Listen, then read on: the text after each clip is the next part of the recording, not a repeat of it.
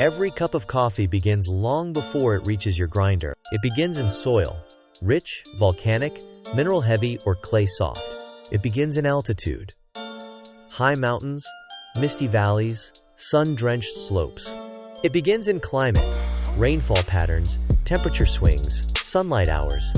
Coffee is a plant, and like all plants, it carries the fingerprint of the land that raised it. Origin is identity.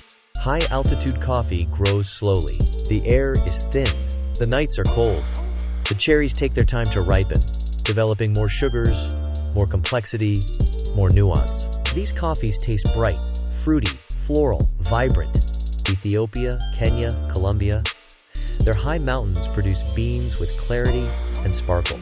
Altitude is elegance. Lower altitude coffee grows faster. The heat is stronger. The cherries ripen quickly. These coffees taste deeper, earthier, nuttier, sometimes chocolatey. Brazil, Sumatra, parts of Mexico. Their lower elevations create comfort-driven flavors. Altitude is character. Soil adds another layer. Volcanic soil is rich in minerals, potassium, magnesium, phosphorus, giving coffee boldness and structure. Clay soil produces softer, rounder flavors.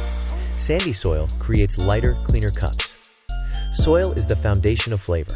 Climate shapes everything. Rainfall determines sweetness. Sunlight determines acidity.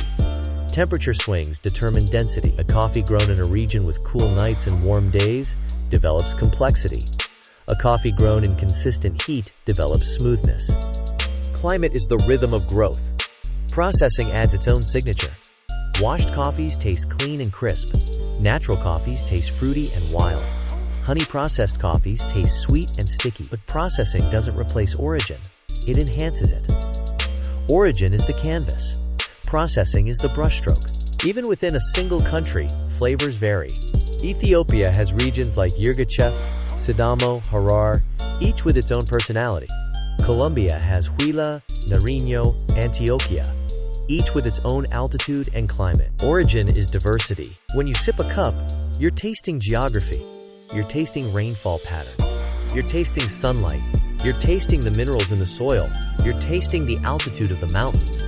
Coffee is a map you drink. But origin is more than flavor. It's culture. It's tradition. It's the hands that pick the cherries. The families that farm the land. The generations that pass down knowledge.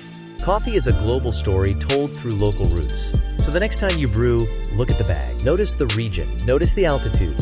Notice the processing method. These aren't marketing details. They're clues. They tell you what to expect. They tell you where the coffee came from. They tell you why it tastes the way it does. Origin is the soul of the cup. It's the beginning of the story. And when you understand it, every sip becomes richer, deeper, more meaningful.